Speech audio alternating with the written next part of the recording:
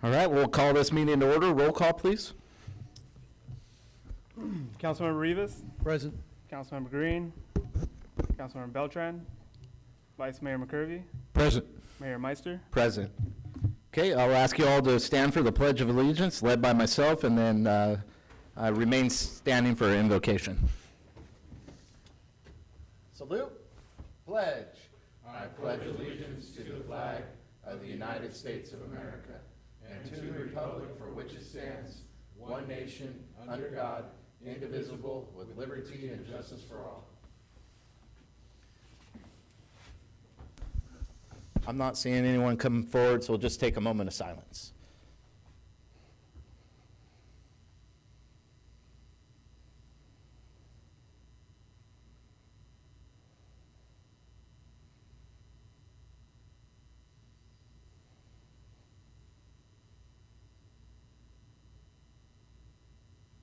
All right, you may be seated. Thank you.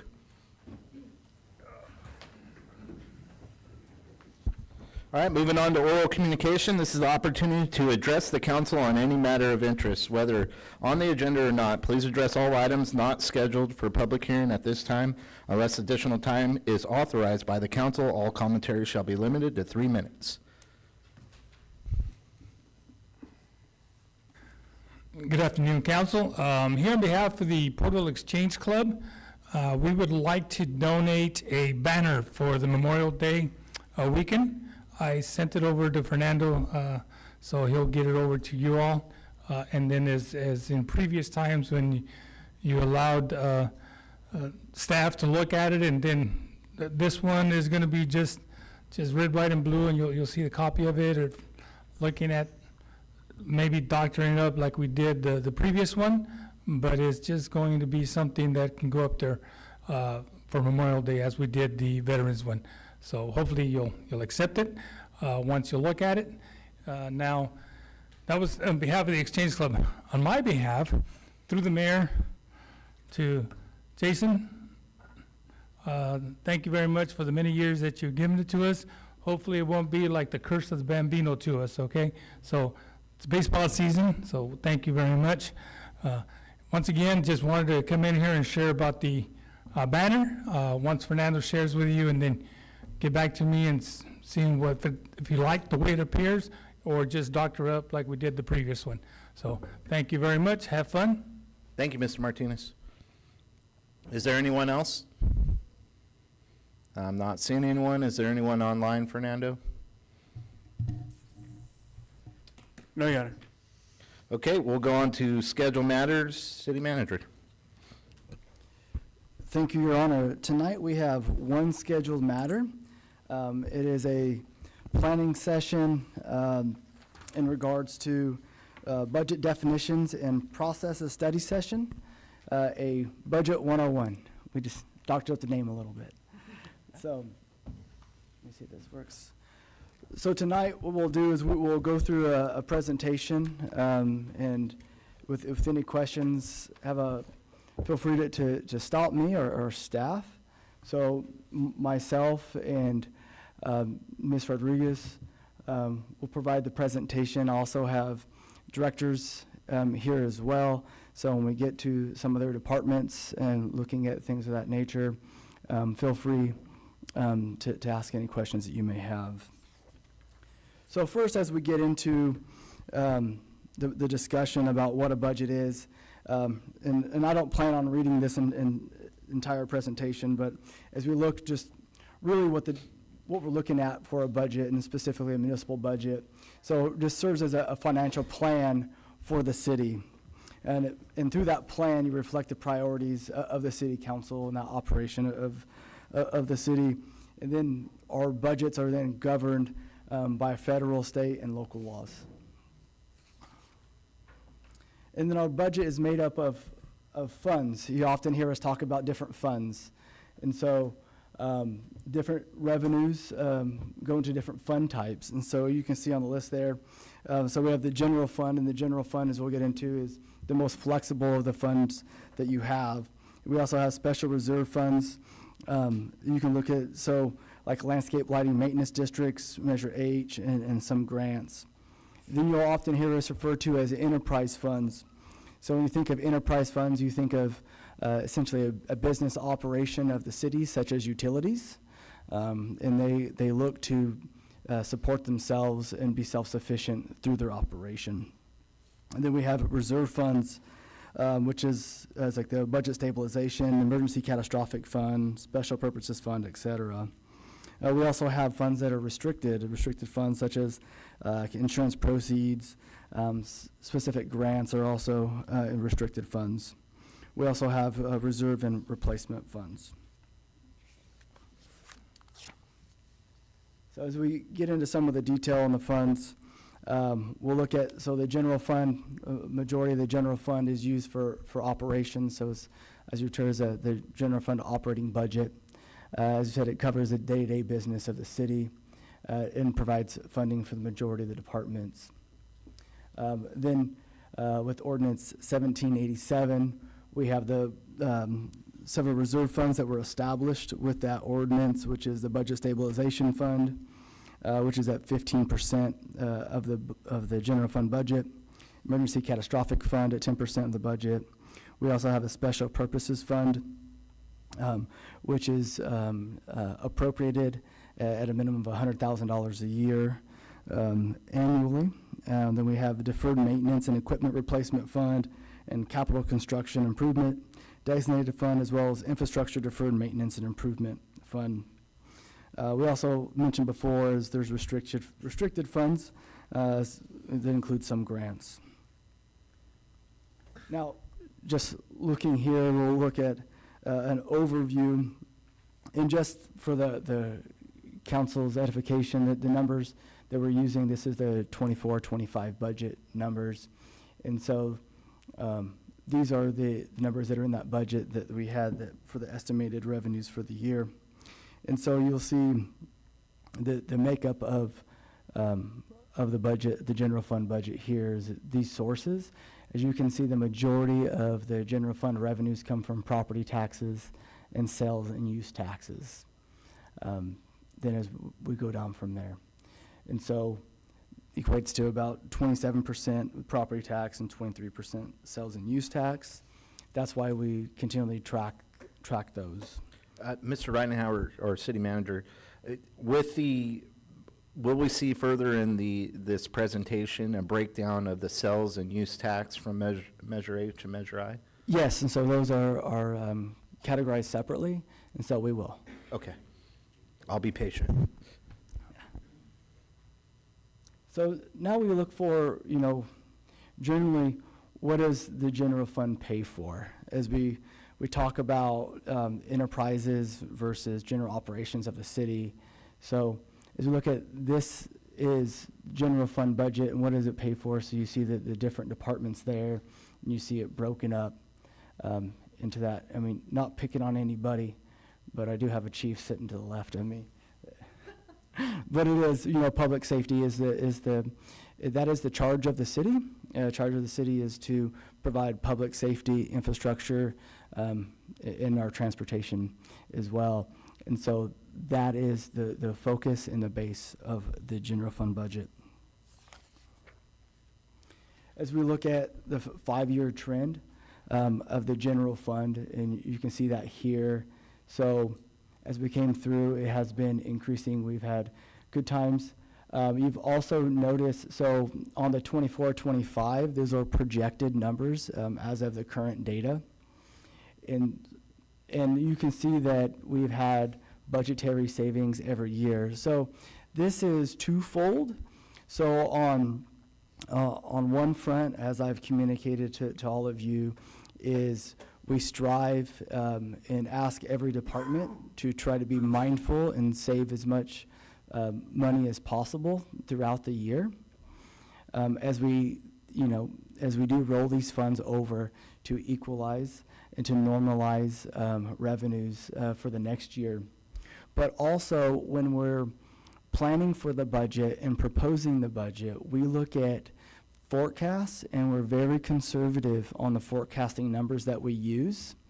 That way, when it comes to the end of the fiscal year, that we're not upside down. And so rather be on the side of being conservative in having the city be in a good financial position into the future than the opposite of that. Then, as we get into Measure H and Measure I, Mayor, as you asked a few minutes ago, so these are also two local funding sources on sales tax here. As you see, Measure H was adopted in 2005 and Measure I in 2018. So Measure H is a specific purpose sales tax measure at 0.5% for public safety, literacy. And then Measure I is a general sales tax measure at 1 cent.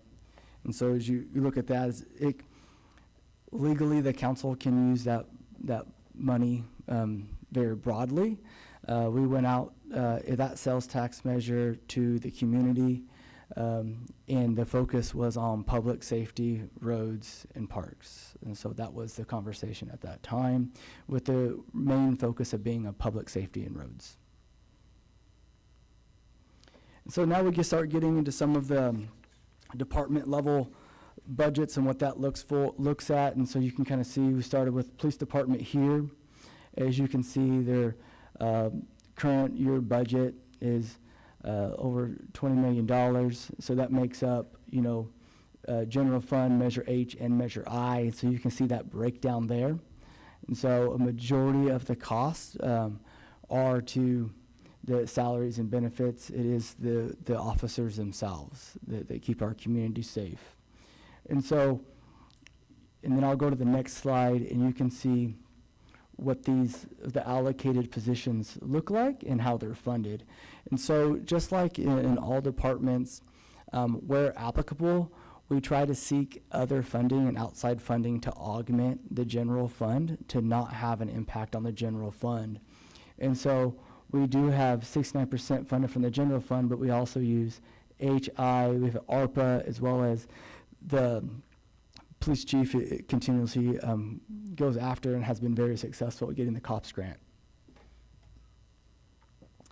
And so what does this equate to sworn officers? As we did see that, the total employee count was 129 as you look. So we currently have total sworn officers of 86. This has increased over the years after Measure I was passed and more funding became available with the casino. There was an increase, and then we also had an increase as we had a reorganization, as with the growth of the department, growth of the city, needing more supervision levels at the PD. And then most recently, we increased the size of the sworn officers for the SMART team. Then we have the fire department is next. Let me get here to my notes. So as you can see here, this is going to look very similar to the police department in funding. And so we have, looking at the fire department's budget, majority is salary and benefits, with maintenance and operations taking up the other side. With their sworn personnel, you can also see their allocation of Measure H and Measure I there. And then you can see the breakdown of funding by source. And again, just over 50% general fund. And then looking at Measure H and Measure I. The fire department also does a great job.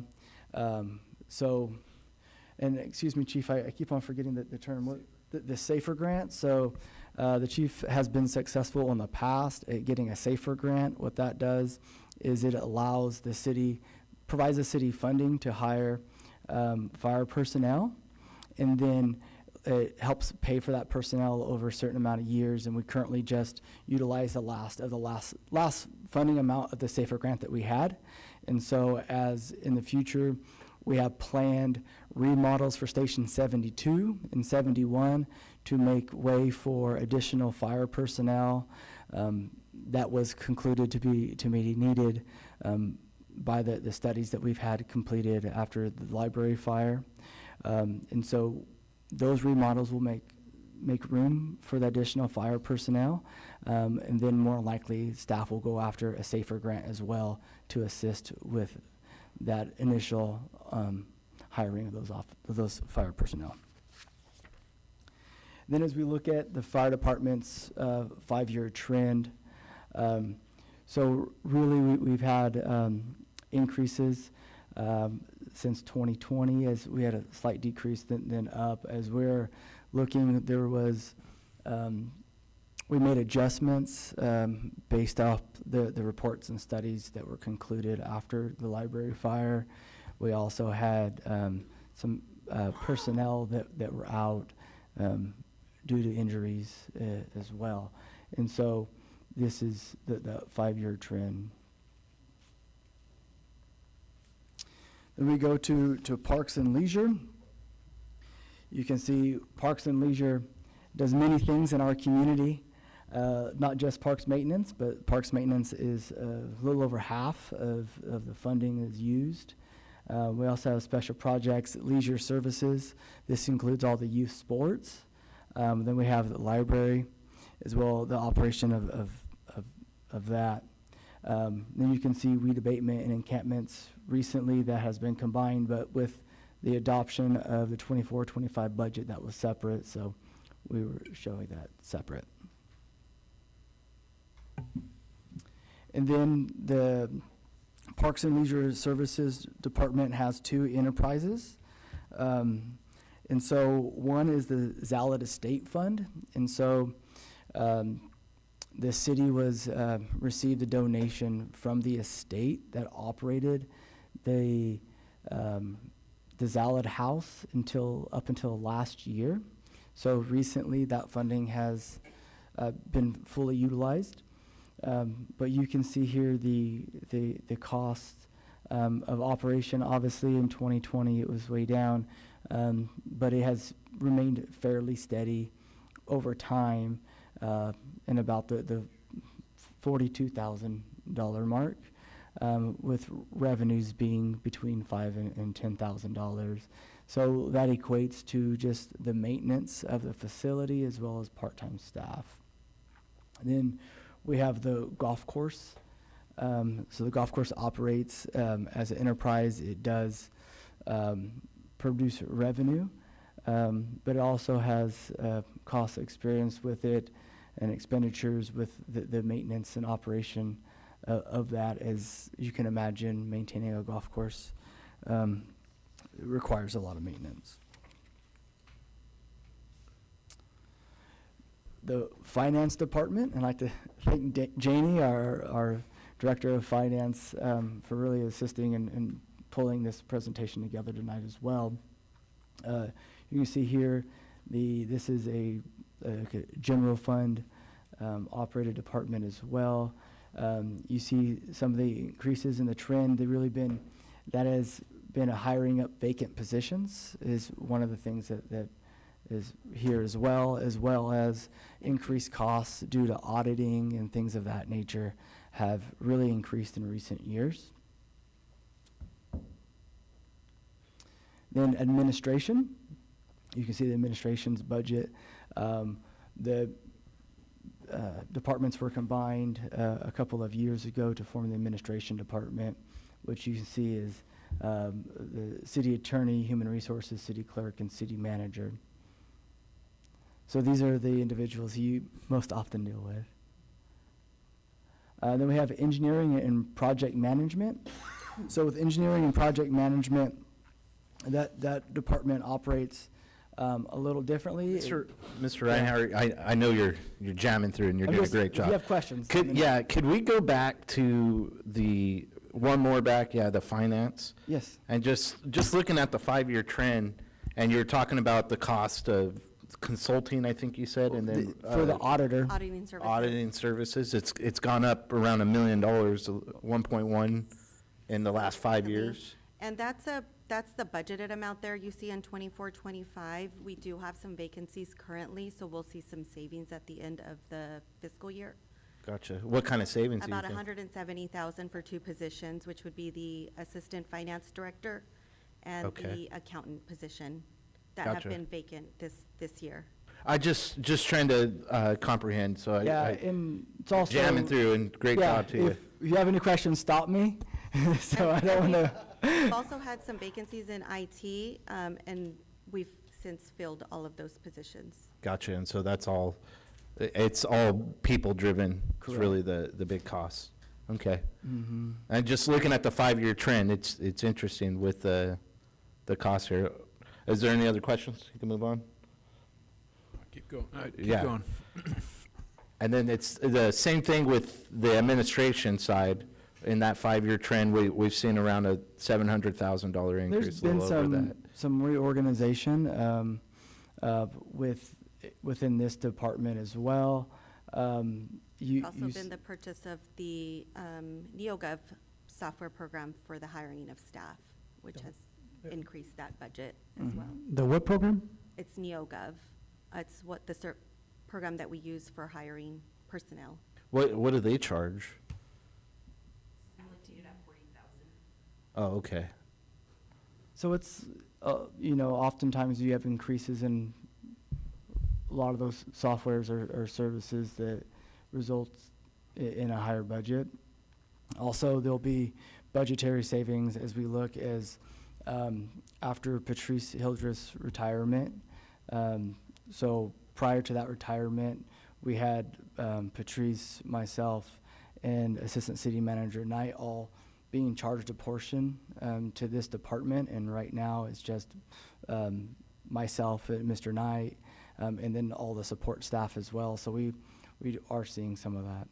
Gotcha. Thank you. So as I was mentioning, engineering and project management, so they do use general fund, but they also, as in the name portrays, their role is to complete projects, and they also generate revenue through permit fees and project fees. And so, as you can see, their budget has also been increasing. We've also had, increase, I would say, in projects and planning. As you can tell, the department's very busy in keeping projects moving forward. So, and then getting into how I said a little bit unique about the engineering and project management, thought it would be timely also to go over some of the funding sources that I mentioned that are also included in the projects that are charged to by that department.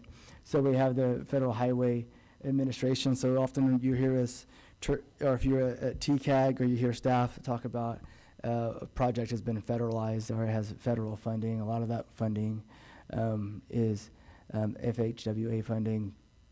And so oftentimes Federal Highway Administration funding, although we really appreciate the funding, it can complicate a project, as what Ted Smalley would tell you.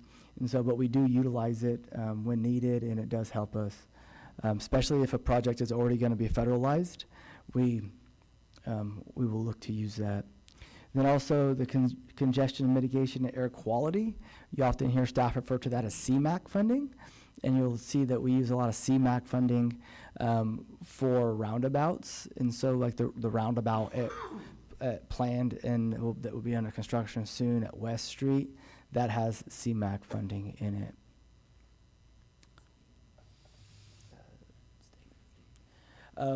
Then also, you'll often hear us speak about Measure R, and Measure R really allows the city and all the cities in the county to leverage funding the best to get as much transportation projects done.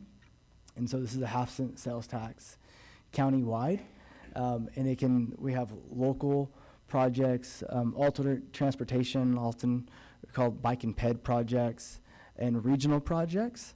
And so when we speak about Measure R, this is what we're talking about. And so, and one note, Measure R is not considered local funds because not all the funds go back to source because it is countywide, and then how it's split up is differently. Then we have SB1. And just for clarification for my colleagues, there's a color to that money as well. Can you explain that a little bit? Yes. So the color to that money is So there's specific things that can be utilized, Measure R can be utilized for in transportation. And so, like this week, the city of Porterville was awarded a pilot project for trail maintenance under the alternate transportation at $150,000 a year for 3 years. Also was awarded funding for up to $2 million for bridge repair. Thank goodness we aren't going to need all of that money, but we were trying to have a large envelope in case we did for those bridge repairs. So it has to be utilized for transportation projects. You see that we've used Measure R funding for the pump track at the new community center as well. We use them on local road projects as well. So it is a fairly flexible funding source. We can use it for design as well. So we try to utilize it best as possible and then pull in other funding as it becomes available. I have one question. Would that funding also be used like for roads and gutters on Union Street and J Street? So I'll have Mr. Sanchez can speak to some of the specifics on that. But yes, so, you can use local Measure R funds for that. That would be the category. Local Measure R funds is a smaller percentage than the other funding sources for that. So you'll often see this is how we layer funding for projects, because projects are very expensive now. And so what you'll do is you'll use several different types of funding that can all be utilized for that type of project to bring those funding sources together to fully fund that project. And then we have a couple examples that we'll share that'll include like the Main Street project as well on that to share. But you can, so what staff tries to be strategic in utilizing the funds to see, you almost use the most restrictive funds that can be utilized for only that type of project, and then bring in Measure R or other more flexible funds as needed.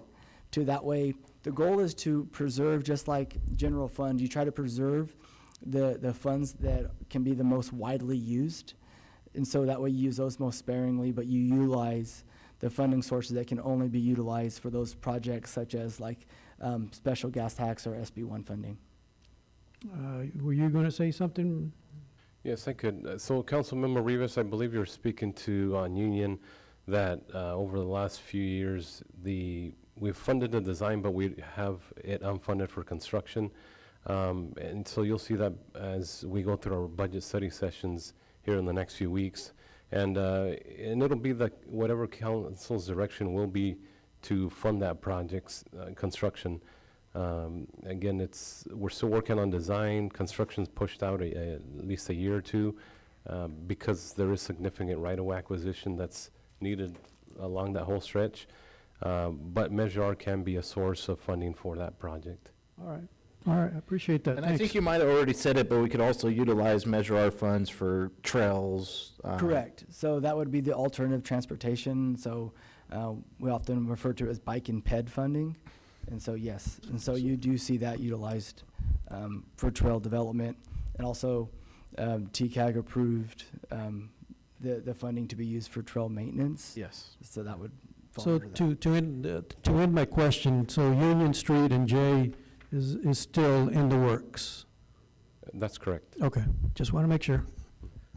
Thank you. All right, so we went through SB1, also special gas tax. So special gas tax is often used for traffic signal equipment, things of that nature. So an example, as we're looking at this, so talking about trails, we had the revitalization of the Santa Fe Byway recently. So staff received, the city received a Clean California grant for $2.9 million, and then matched that grant with Measure R AT funding at just under $2.2 million for that project in its entirety. And so that's an example of how you stack the funding in a simplistic way here to get a project done for the community. Another example is the Main Street reconstruction project, phases 1 and 2A, as just outside here as you look. So we utilize Measure I, also SB1 funding, and local transportation funds, also known as LTF.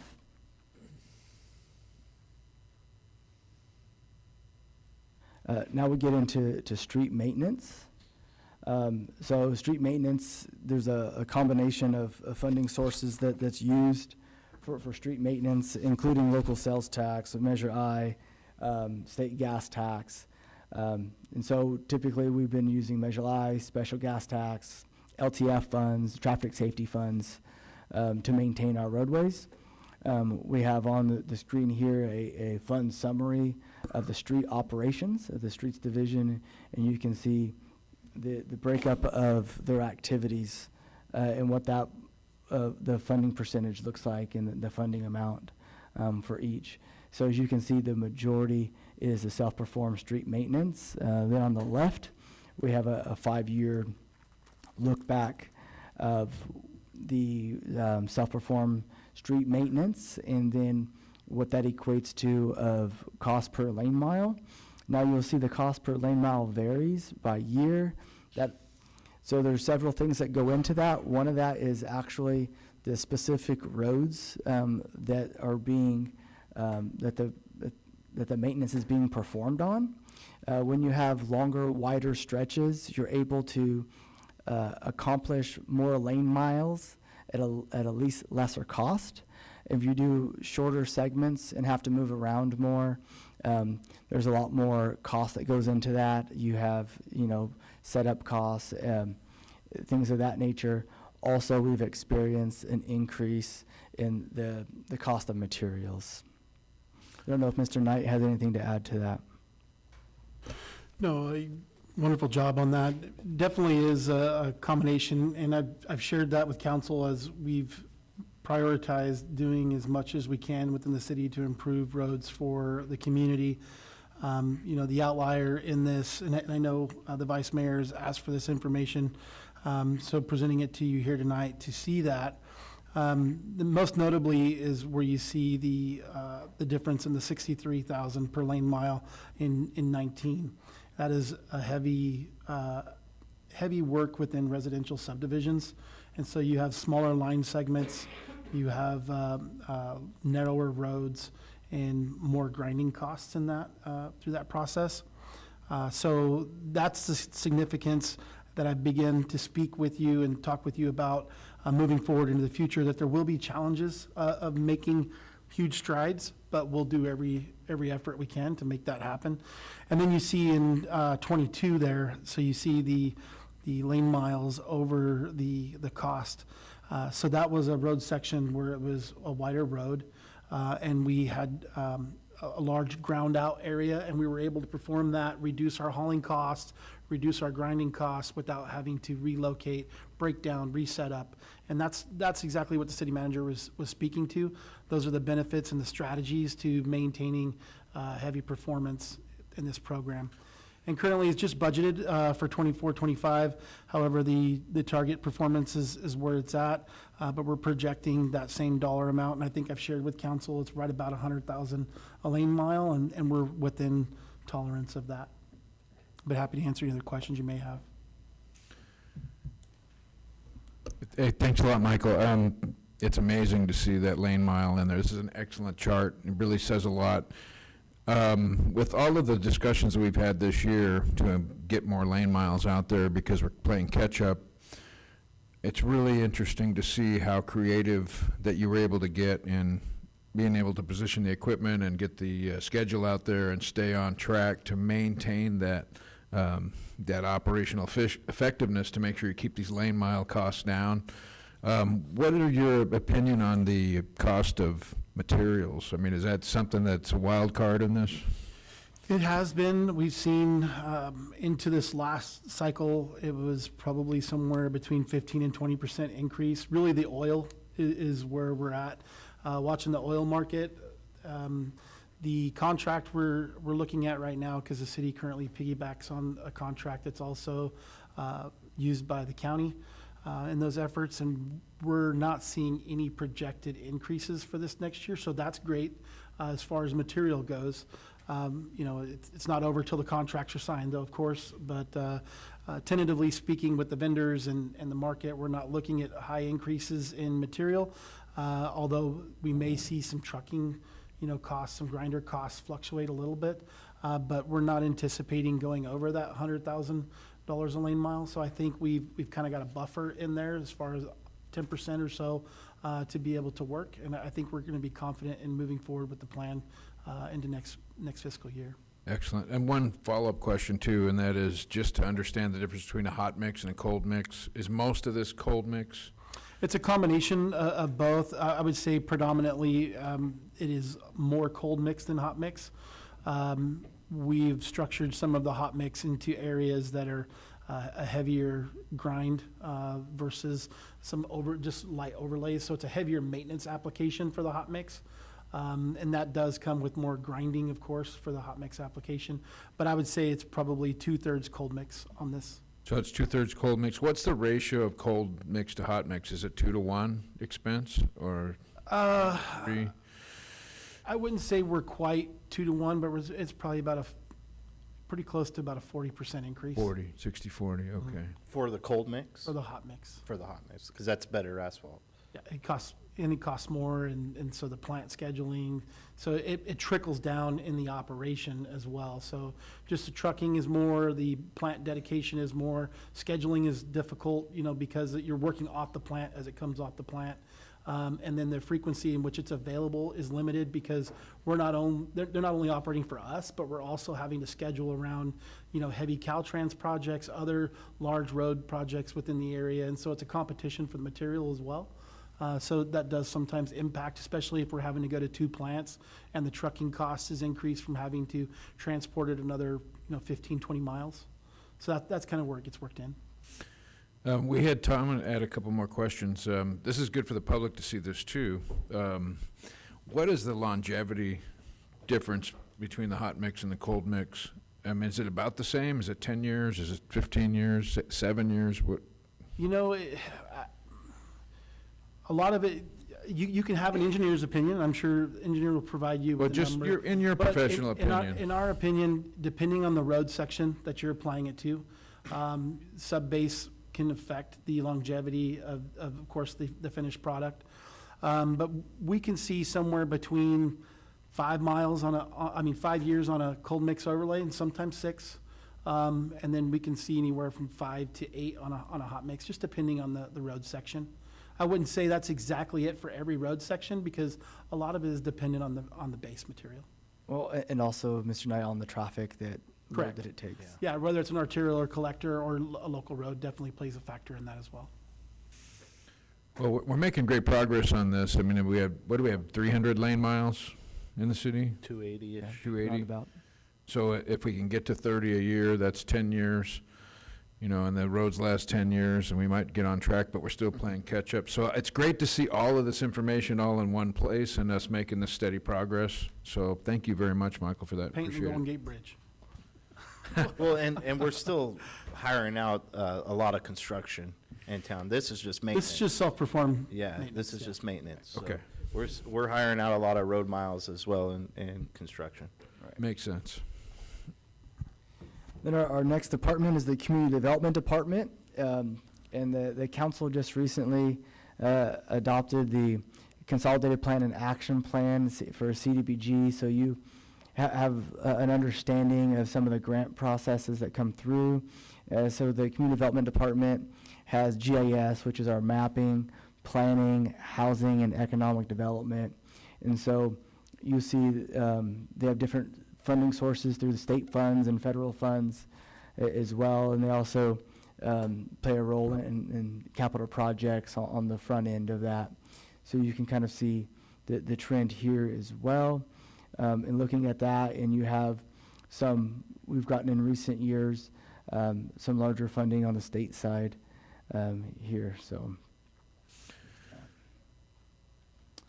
and then going into that, one of the things that I wanted to pull out that CDBG has been used for over the years that's been a benefit to our community and show you some of the ability to leverage that is the Parks Improvement Program that the Community Development Department partners with the Parks Department as well as the Engineering and Project Management Department to achieve. And so you can see a few of the amenities that were installed utilizing this funding. What this does allows us to use grant funds as an entitlement city on our parks for improvements with a minimal to no impact on the general fund. Then enterprise funds. So we spoke about enterprise funds just a little bit prior. And so now we'll get into a little more detail on those enterprise funds. So the first enterprise fund is the Water Operating Fund. And similar to what we said before, really this is operates as merely a standalone business within the city. And so it is, by its definition, goal is to be self-supported by the user of the water rates. And so you can see the water operations is about 78%. Then we have meter reading and quality assurance, hydrant testing, recycled water, and also debt service for some of the debt that was incurred years ago on it. Then we go to some other enterprise funds, the sewer operating fund as well as solid waste.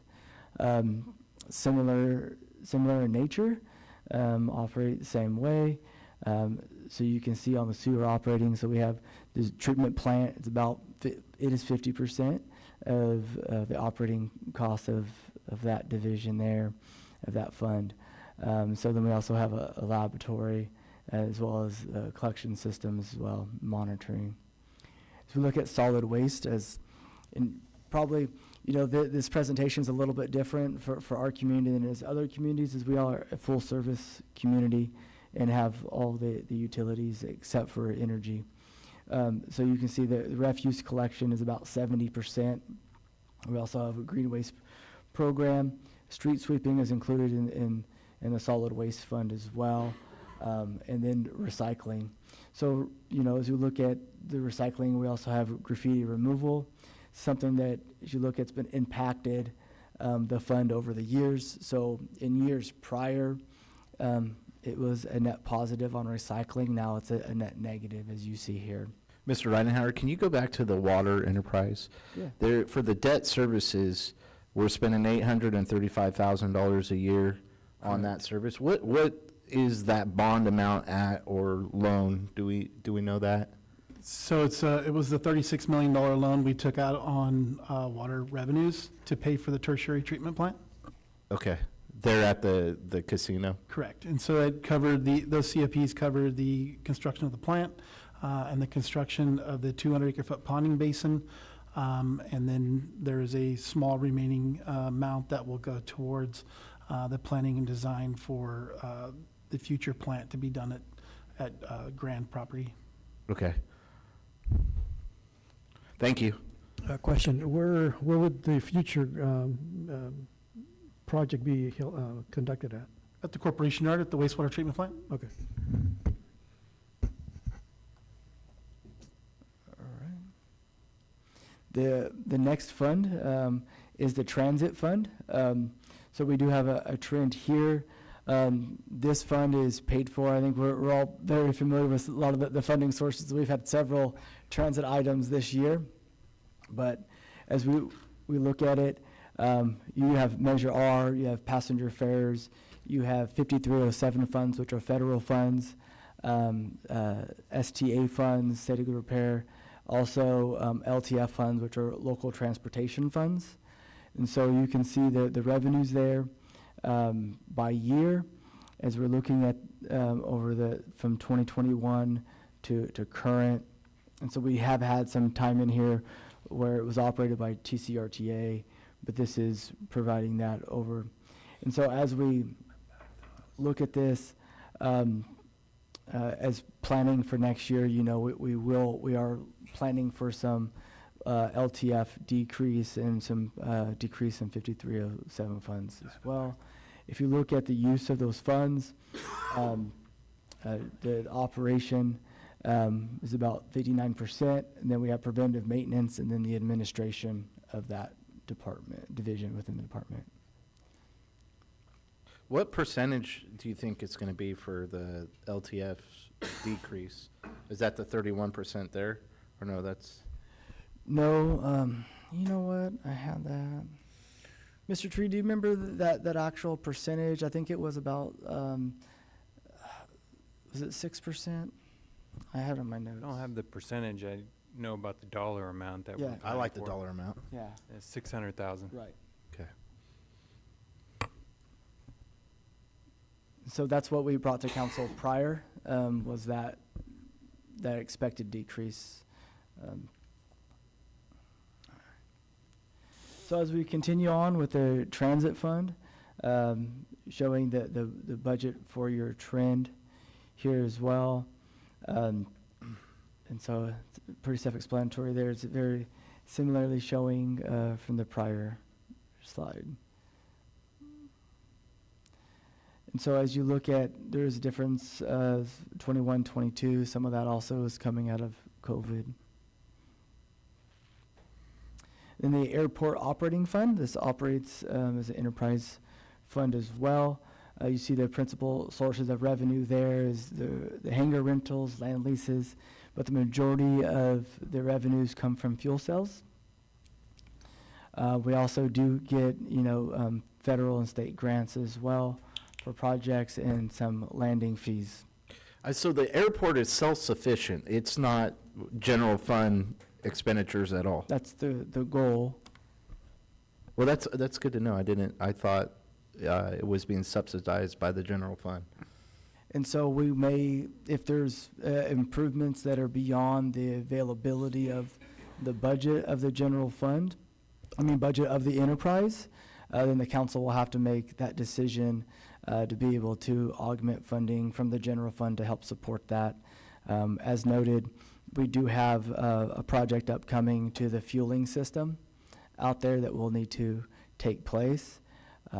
So we're working on that and getting that designed and to see what that cost will What be. kind of funds is the airport enterprise sitting on today? Can you give me a fund balance, Janie?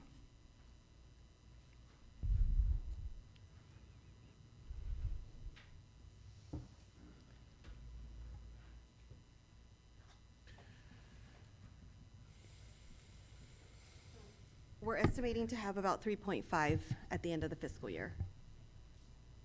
Thank you.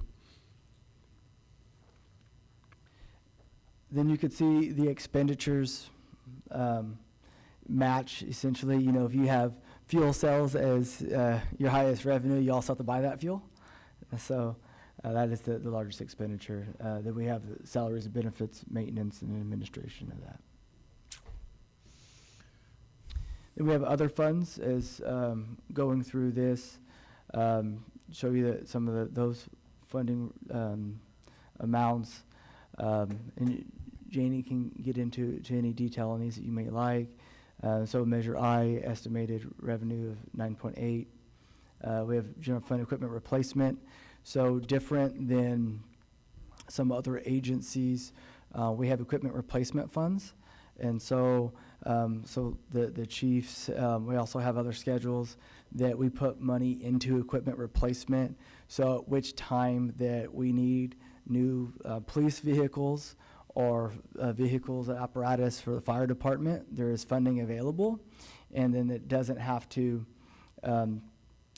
go and compete with operating funds. And so that those funds are available for the community. We have enterprise funds that we spoke about, special revenue funds, internal service funds, and then department reserve funds. Then as we look at capital projects, so this is where you see oftentimes larger dollar amounts and look at funding sources. And so thought this was a good expression of that, of showing the various funding sources. And so one of the things that usually note is if you look on the screen, you see various different funding sources, but Majority of that looks to be measure R in grants, and then our enterprise funds there, with general fund reserves and restricted being very minimal there. So that's the goal. And on some of those capital projects on the general fund reserves and restricted items, what that would be for is essentially like we need to have a project that is on the CIP is for a roof repair and a replacement at City Hall. And so that is something that would come out of that fund. And so it's where you can't have other funding sources that can be leveraged for it.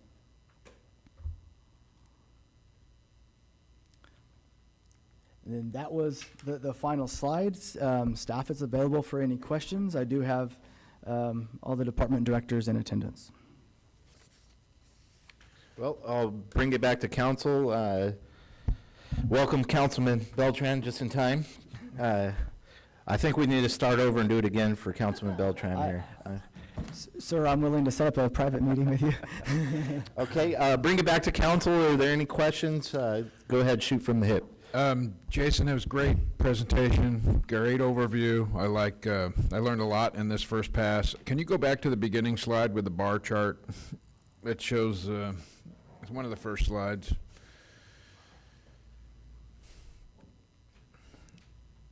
Yeah, one more, that one. So just some general questions here, because you can see the trend here that we've definitely been in much better financial position in the past than we are this year. What do you attribute that to? What's the big jump from 31, 32 to 35? Where do you see this trend? What's the biggest driver of this? So, and like I said earlier, the fiscal year 24-25, those are current estimates. As we're looking out, we have in prior years are the actual numbers, and so we always use forecasting, and we forecast very conservatively, and so I imagine that we'll be at a savings greater than that at the end of the year, but that's what's looking at there. Also, we have increased expenses just like everybody else. Utility rates are up across the board as we're operating new facilities as well. And so we are seeing some impacts of that. But for the most part, what you kind of see here as well is you have, 2021 through 23-24 that are all final numbers. And 24-25, you're using forecasted numbers. Yeah, it makes perfect sense. Just trying to understand the trend and trajectory as we finish the year. We talked the other night about having nearly $250,000 probably advantage in the police fund, which is one of the bigger funds, but this is still a big number here. Yeah, so if you look at that, right, so we looked at the police department, and that was with the chief being able to roll over funds for equipment replacement plan for next year was still included that number. So that's actually a larger number. And then you have Ms. Rodriguez, who commented that she has about $270,000 in savings.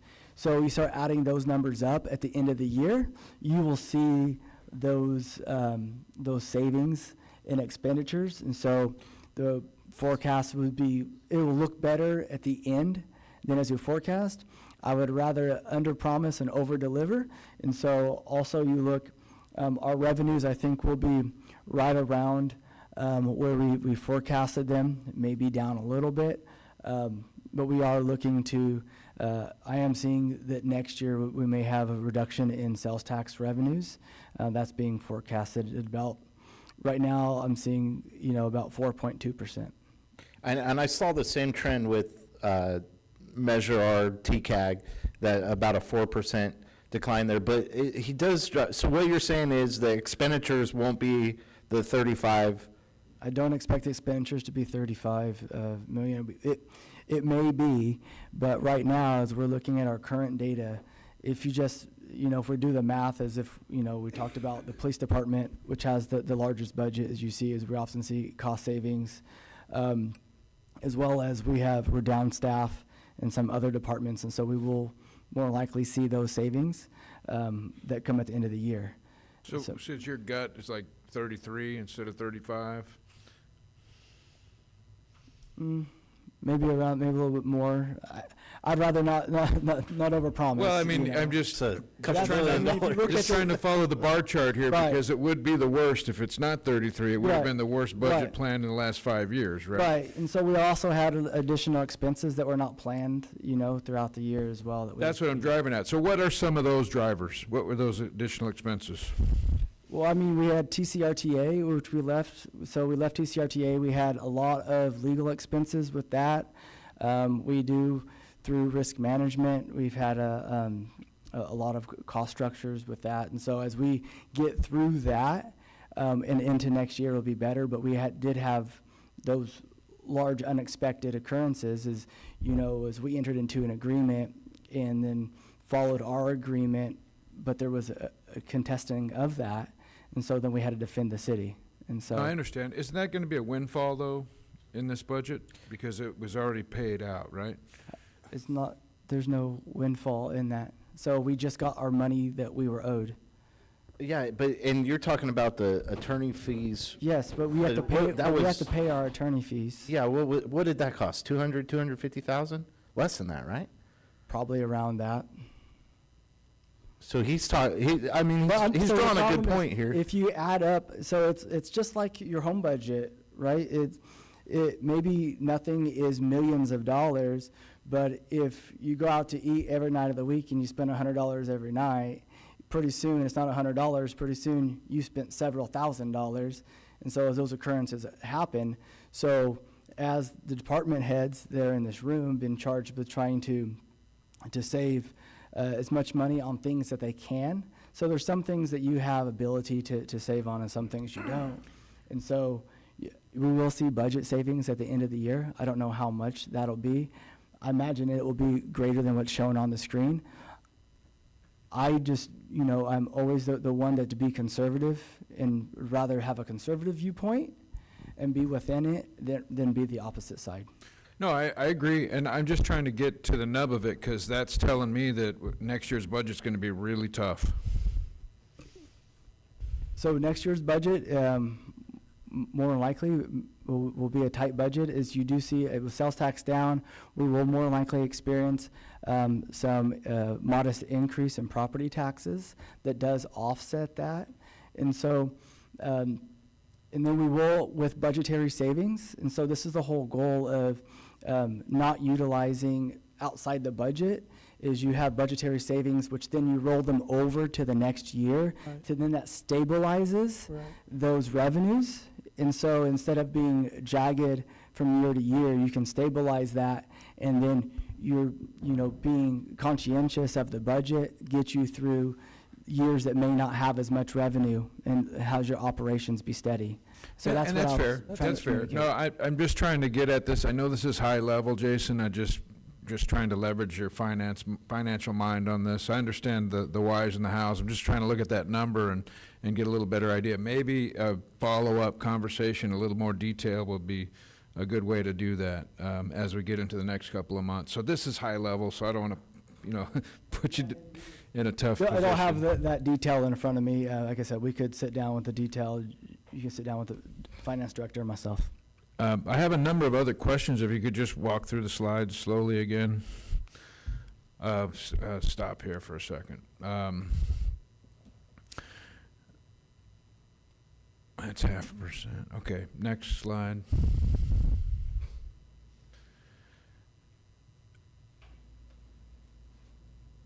Boy, we'd be in trouble without Measure I and H, wouldn't we?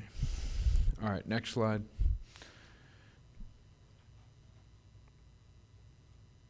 That was something I was looking for.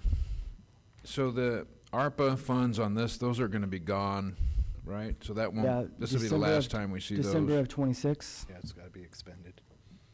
It's only 1%, but it's 1%. Next slide.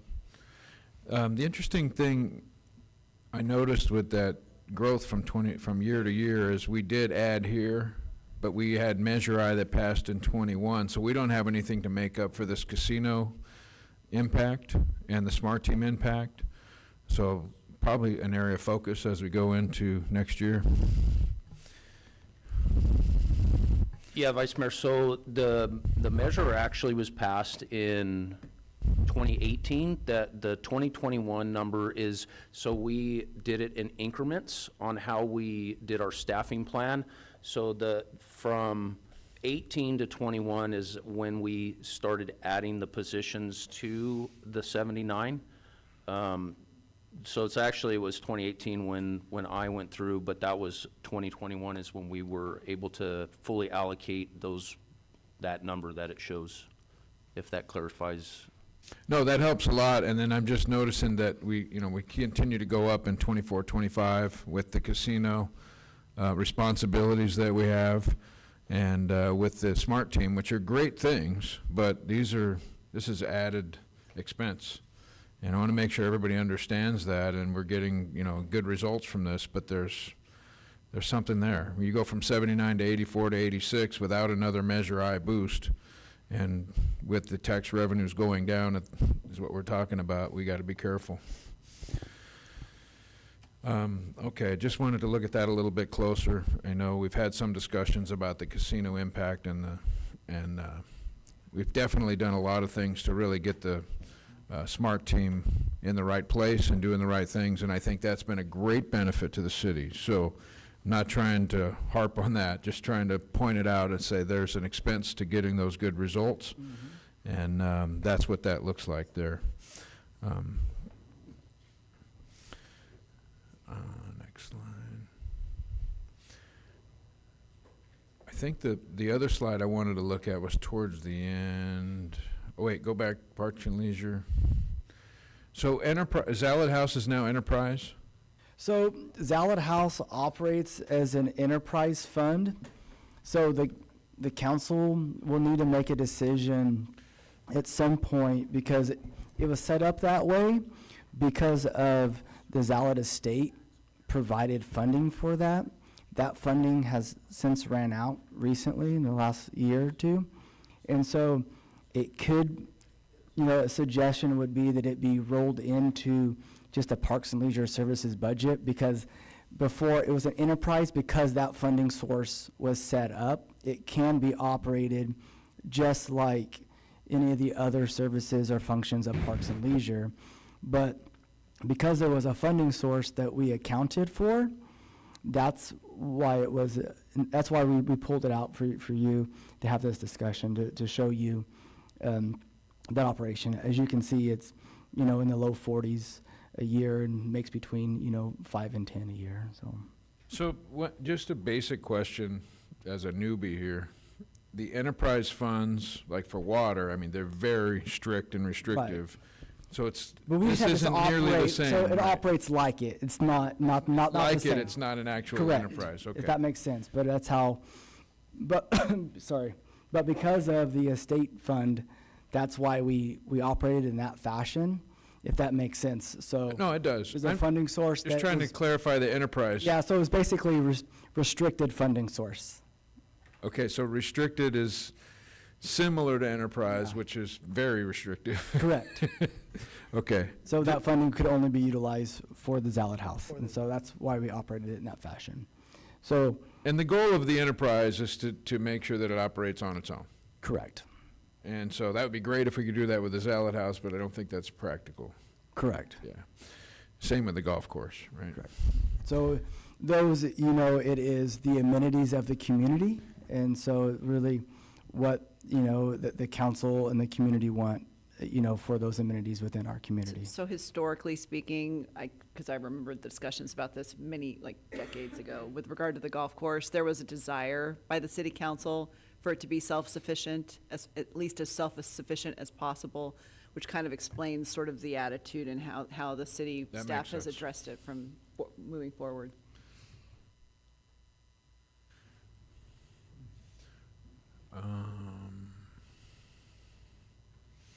On the city clerk, I have a follow-up question. So we have we have budget in here. It's not a full year, but for the previous city manager, which is in the Right. 600,000 number. Mhm. So we're gonna come in less. Janie, I'm estimating that would be Correct. less. Yeah, Yeah, because you had three, correct. pretty much. You had Yeah, the so that'll city be a- manager, deputy city manager, That'll be a assistant. windfall. Yeah, okay. For 1 year, yeah. We need everything we can get, right?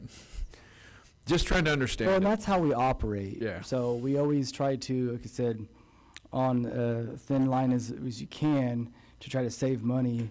Then you roll those monies over and put them in reserve funds, or you have for the operating of the next year to equalize that out.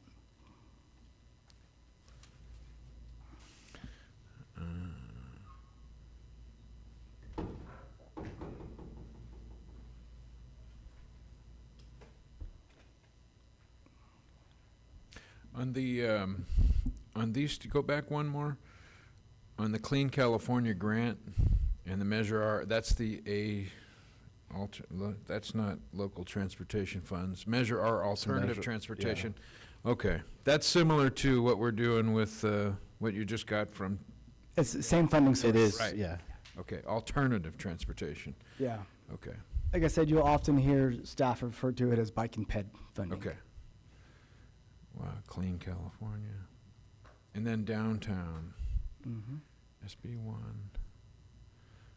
This is just an example of Yeah. the kind of, You see the Uh, Measure simplistic I, and view. then SB1, and then LTF, yeah. And- the transit funds. is the Th- middle. This road's gonna last 20 years, right, Mike? 30? Yeah. Because this one's like really overbuilt. This is downtown, right? Okay. In 30 years, you can call Mr. Knight and ask him how it's going. That's a great view. I really like this slide. We're not spending more time on it, but it tells us a lot in a small amount of space, so And so excellent. in our goal here is really we want to augment our streets program of our streets replacement and repair program with road maintenance, and so that way our roads can last longer at a more affordable rate. I just wanted to add, and I didn't want to pull anything back while we were talking earlier, but the other things that we're also implementing along with the self-performed maintenance and the engineering projects that are doing these road repairs and infrastructure improvements is also implementing other maintenance efforts. So doing micro seals, doing fog seal to help prolong even our efforts. So when we talked earlier about the lifespan of asphalt and trying to give you an estimated value of time in our effort, that's one thing.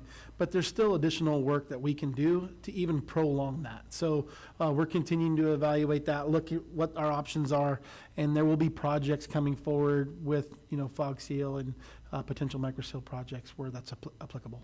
Very good. Thank you, Michael. I wanted to make a comment on that one too, go back. It's, so I really like the idea that our base here, our general fund has stayed pretty steady through all of this, and we'll be able to accomplish some other things here with the state grants and the federal grants. What is our trajectory on that? Is it looking like that's going to be in jeopardy, possibly? Some of them may. I would say with the state funding and the state budget being in the situation that it is, I would not believe that we would see a lot of very aggressive opportunities for state funding. Some PLHA funding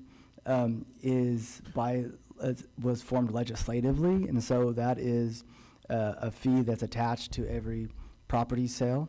And so that's that $75 fee that was approved a few years ago. So that will continue as the economy in the housing market, as more houses come on the market, you'll see that pick up and more likely grow. And on the CDBG, so there was the continuing resolution for that to be funded at the same level. We haven't received what that number will be yet for next year. As we discussed prior, but it may go down as well, but we don't know yet. So that's what we're seeing here. And there's also on this in the general fund, what you see is because they are categorized as general fund dollars, when projects come through and there are fees charged for services, that does go to help offset that staff time. So the ratio, right? So if we get less state in federal grant money here, our blue line on general funds probably gonna be going down as well, right? It's a ratio. Yeah. So, you know, because we do, some of the grants, majority of the grants do have administration, ability to use them for administration with them.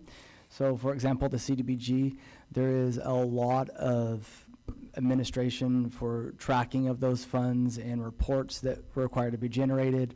You did see that the program that we brought before you, and so that's all has to be done with for those funds. And some of the plans that have to be done are general fund based, and so you will see that they have to be paid for out of the general fund.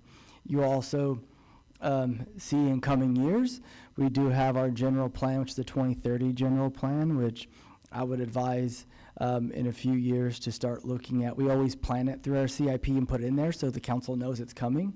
That will be a large number, and so that will be planned for to be undertaken in the future, and that's a general fund based. So what we try to do is, when we can, to seek outside funding. For example, the housing element is typically required to be a general fund endeavor. We were able to partner with TCAG and several of the cities throughout the county to do a regional plan, which then we utilize funding that TCAG had to do that. And so we may have to come back and give a little bit of general fund if it continues on with HCD, but the majority of it was all funded with other grant sources. Well, I mean, we got skin in the game. To get the money, we got to give to get, right? So it's nice to be able to share that with the county, so that's creative. So thank you for that explanation. I really appreciate that. I wanted to add to that conversation briefly is another really interesting part when we start to do our council priority projects is understanding some of these, like right here on this slide here, the state grants and federal grants. What I've learned, which I appreciate staff, is a lot of these projects can sit there for a while, and they kind of have to be updated on the CEQA or whatever it might, if the grant requirements change.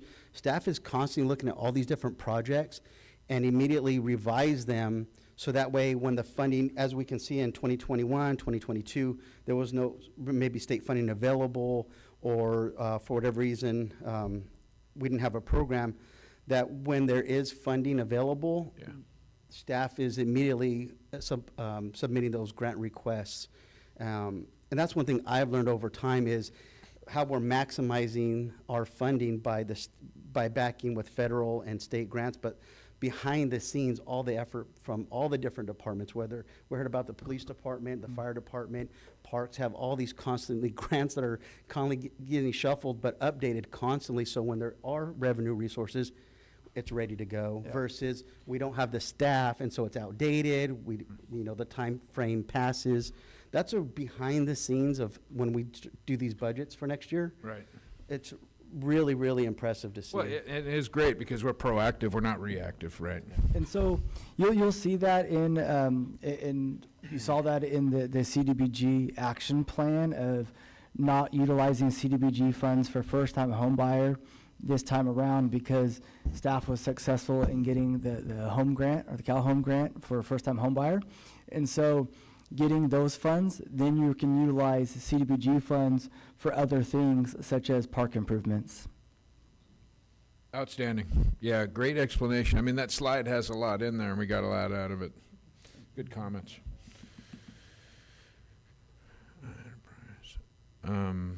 What was that question? The follow-up question was, we're going to do, Michael, it's not in the scope of this for the budget, but You're talking the water enterprise? on the water enterprise, how far out is that? For the project? Yeah, for the project. Future tree plan at Veterans Park.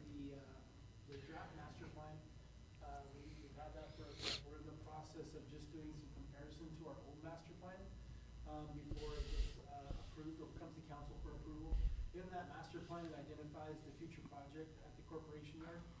We've already completed previously, I apologize, I forget the date, but we have a recycled water feasibility study that basically points us in the direction and utilization of recycled water. And then we have an environmental document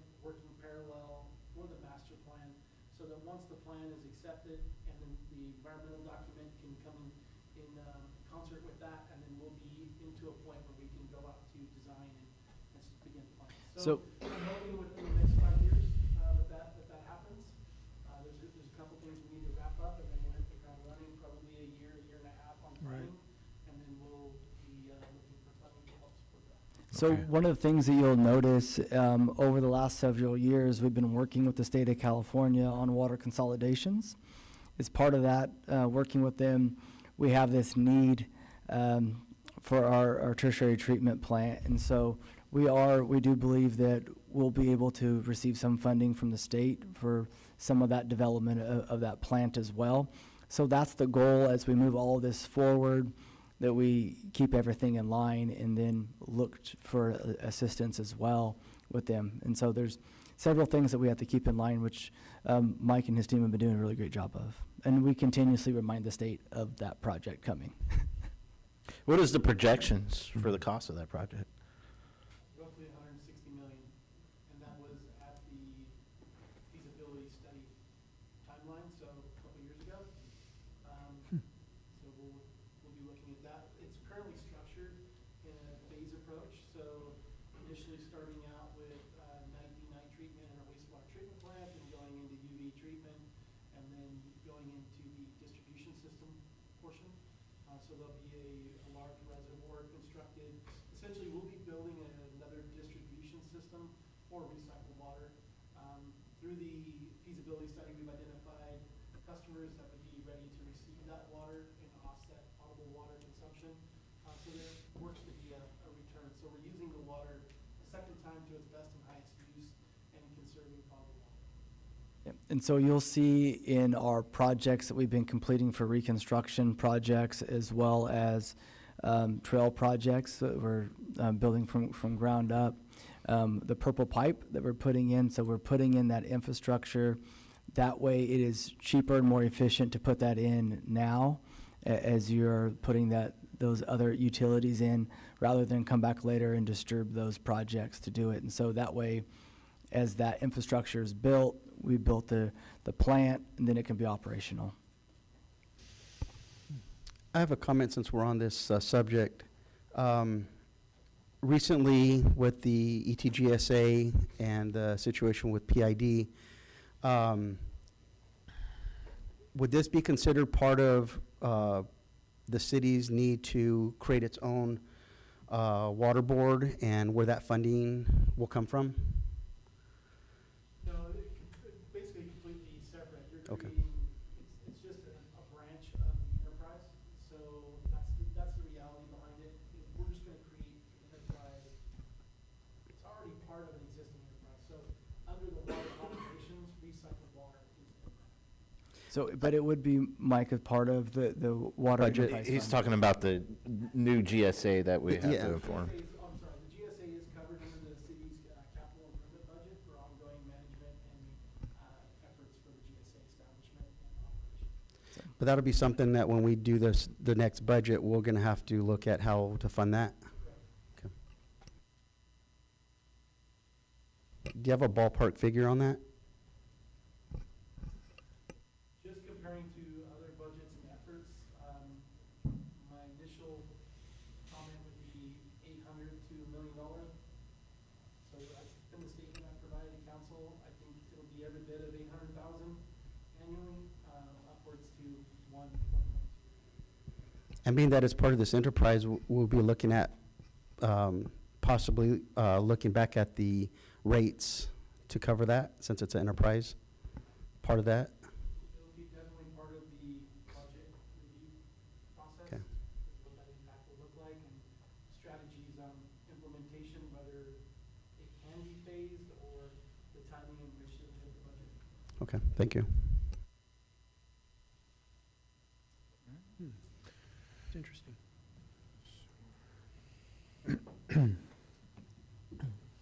I have two questions for you, Mr. City Manager. How are we looking for this year's budget, basically? You're talking about going back to slide one. I like that idea. Let's let Okay. Ed, I can hold our off on Vice that. Mayor, I can hold finish his I'm probably going to go to the end. We're almost to the end here. No problem. I don't want to, you got a good question. Next slide. Transit.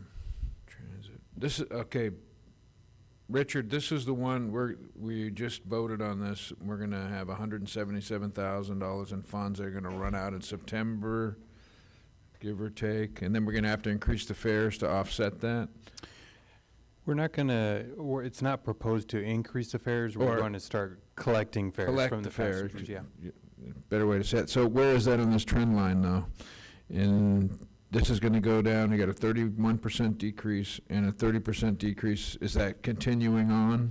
Yeah, it wouldn't be represented in the top two lines, which are federal funds, and the gray line is local transportation funds, but the specific funding source that you referenced, LC Top, is grouped in with passenger fares. Okay. Because it's just offsetting the passenger fare. Also, just to comment too, this is 24, 25 you're looking at, so we'll see that forecasting. Okay, so it's not a good way to look at it, right? Okay, next slide. Transit fund. Wow. I have a lot of questions about that. I didn't ask for our passenger rates. I know we were looking at that, but are we getting our money's worth is always the question, right? We're up to 6.5 million. It's amazing. And I know a lot of people are starting to use it, so hopefully that will continue to improve. The year 22 to 23, is that the year we got the electric buses? What year did we purchase those? The electric fleet did come online during that year. I think probably a significant jump into the transit budget for that year was the micro transit service. Wow. I think the first bus arrived in 2019 and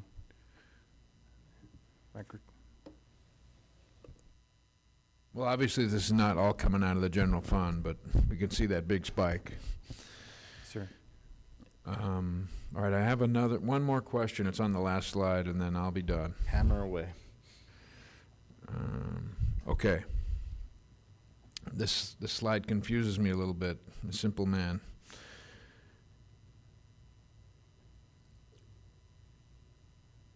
The way that I'm understanding this is that we're spending total budget, maybe it's the next slide, total budget is 69 million, but 36 million is in the main budget. I don't understand this relationship very well, so I'm hoping to get a better understanding of this.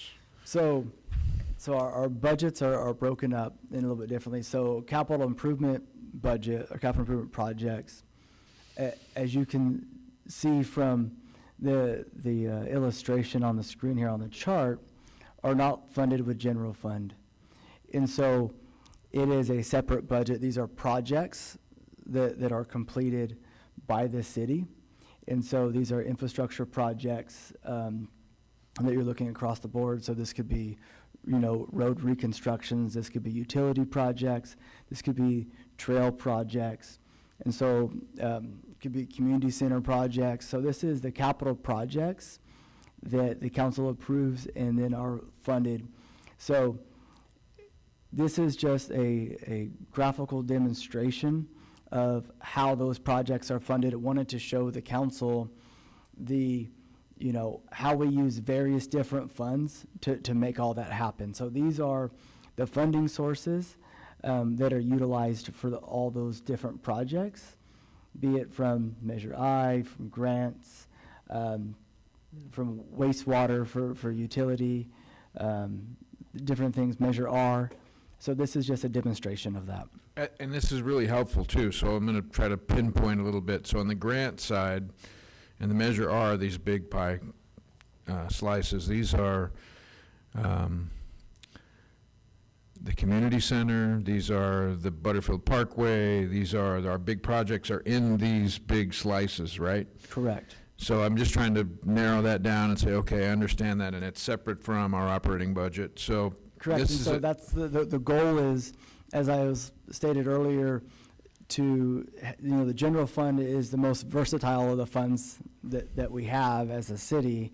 So we really try to protect those funds, to use them for things that you cannot use other funding for, which is such as the regular operation of the city, which is, public safety. Right. And the operation of day-to-day things that make the city run.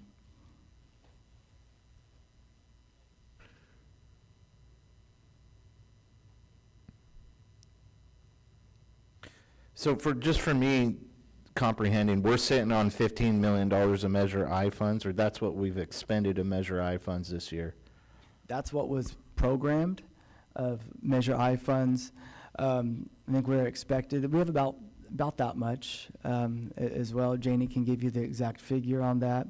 We estimated about, I think, what was it, 10 point, I can get my numbers here, but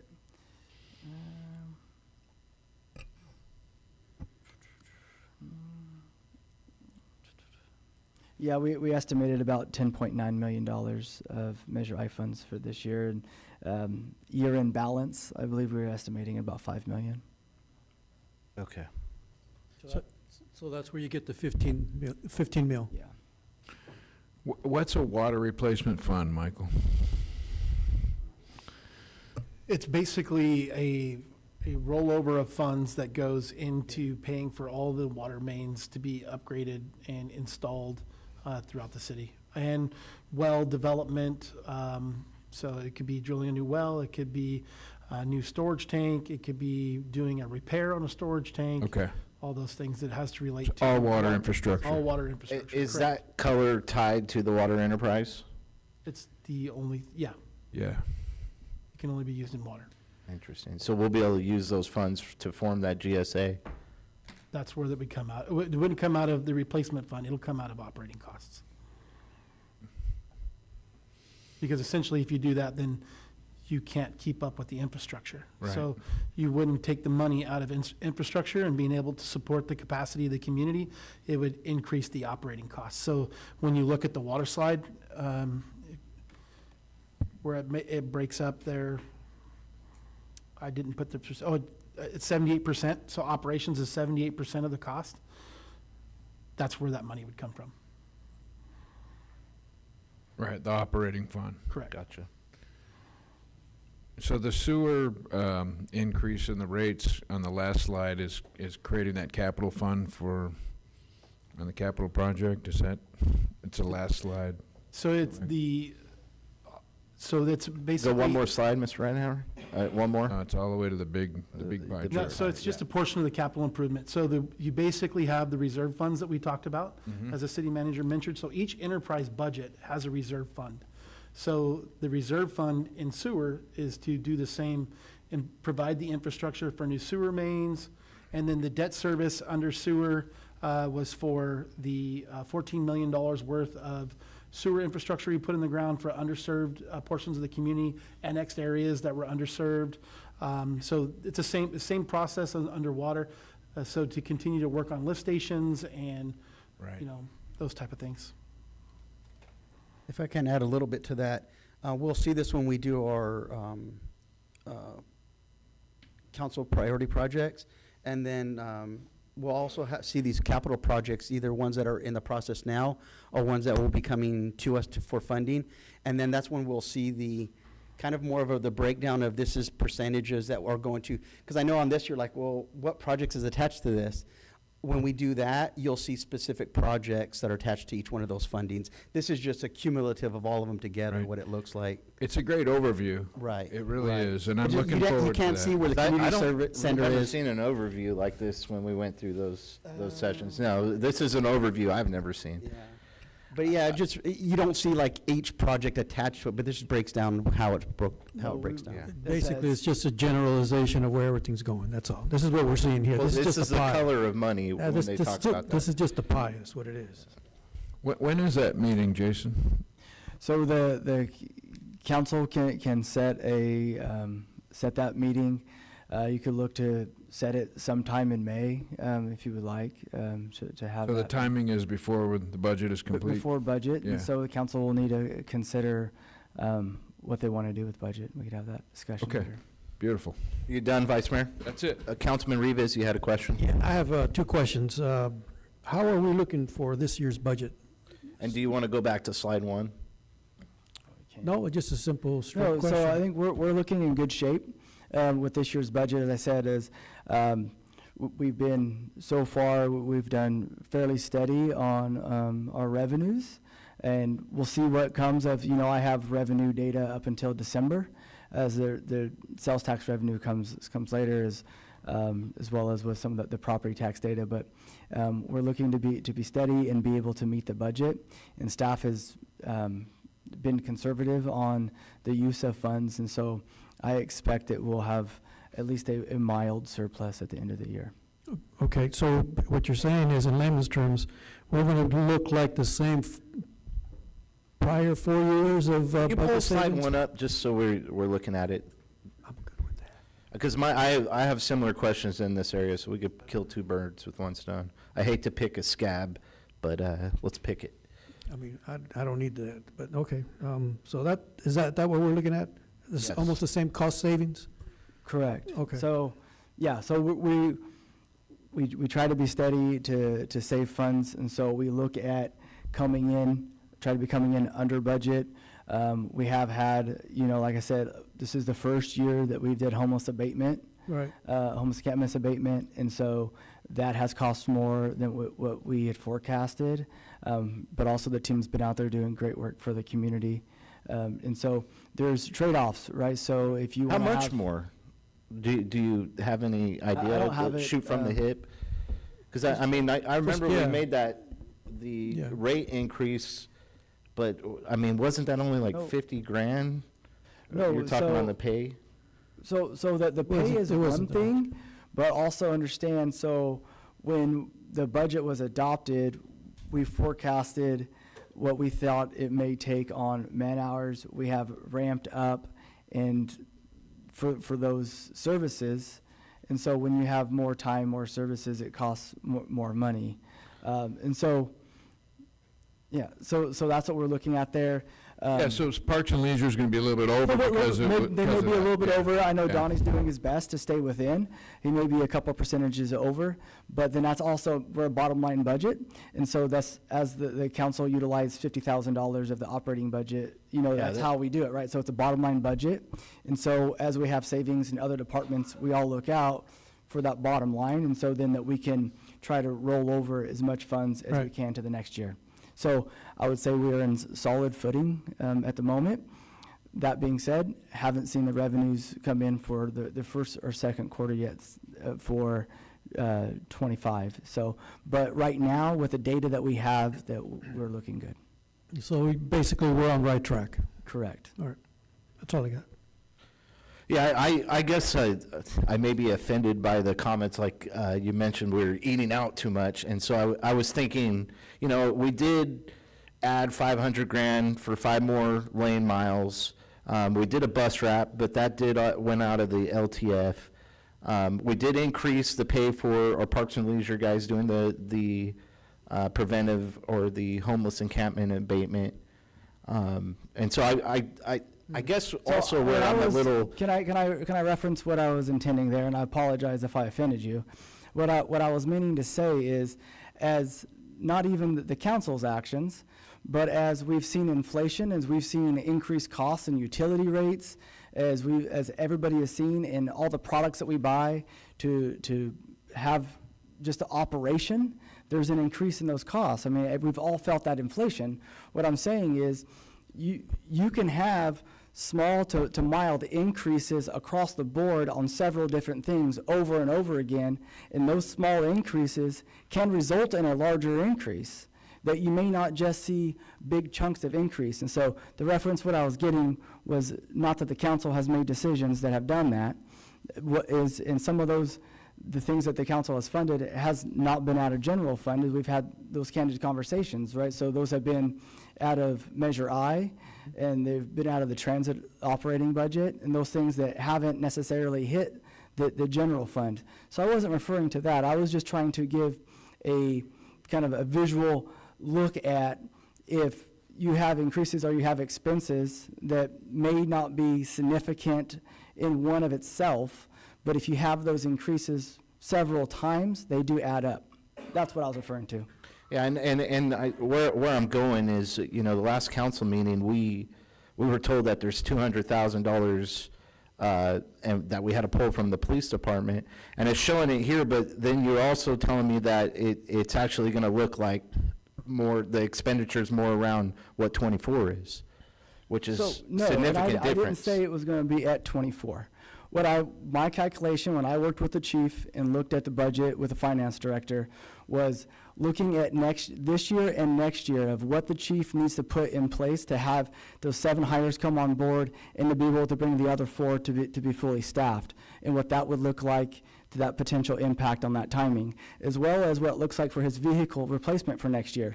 So we budget in looking at those surpluses that he's able to save this year to then roll over for next year for vehicle replacement. So taking all those things into account, my calculation was, hey, roughly looking at it, looks like there's going to be about $200,000 there after the police department is made whole and all the things that they need to do. So that's my calculation of that. I try, like I said before, try to be as conservative as possible to not have a negative impact. So what I was trying to do was express to the council that is kind of the room that there is now to not have a negative impact. So not that is in totality what it would be. Councilman Beltran, you have any comments? No, I was listening, fortunately I couldn't be here at the beginning, but I was listening on YouTube as it was, the meeting unfolded. No, this is great, not just for council, but for the community to see how the city, allocates all of its funding. There's different enterprises that funding is specific. That's why we call it the color of money. Certain things cannot be moved around. And just the learning experience. I know on here when we see a graph, we think like, last year's budget was $4 million, $5 million, whatever. When we go into our priority projects and we look at the capital projects, a couple meetings ago, I had stated that we've spent, my estimate roughly, because I haven't talked to the finance department, but just rough numbers, I'm at like $800,000 that were spent that aren't allocated yet. And so when we see this 35 million and we're right on there, I think to a little bit of what the city manager is stating is, it's $100 here, $100 there, not a big deal, but they do add up. Now, I think because the council and has always been very conservative, we're going to be good. Like they said, we're in a good footing. I think we're okay still, but those little things do add up. So I think we're still good, but we just have to be mindful of where the money is coming from. That's all. Thank you, Councilman Beltran. With that, if there's no other comments, a couple requests. One, I want to thank Felipe Martinez for possibly donating a banner for Memorial Day weekend. I think that's going to be cool. I'm looking forward to see what that looks like. And then can we get, I would like this printed out in a packet, if I could get that in my box. Is that something you guys all would like? Yes. So if we could get one for all my colleagues, and at that, is there any comments from staff? I have a comment. Oh, Vice Mayor, go ahead. I called for this meeting, a couple months ago. Thank you for putting this together, and thank you for all the discussions leading up to this. And it's a testament to how well this is put together that we can operate. I know Ray is very conservative, but we're operating within the budget and within the allocations, and everything's fine. The sky's not falling, because we do such a good job of managing this. So thank you for sharing how the watch works a little bit. I'm looking forward to looking a little closer at some of these accounts and understanding them better, but it's a great overview, and I appreciate everyone's time that was spent to put this together. It really helped me a lot, and I just wanted to say thank you. Yeah. All right, with that, meeting's adjourned at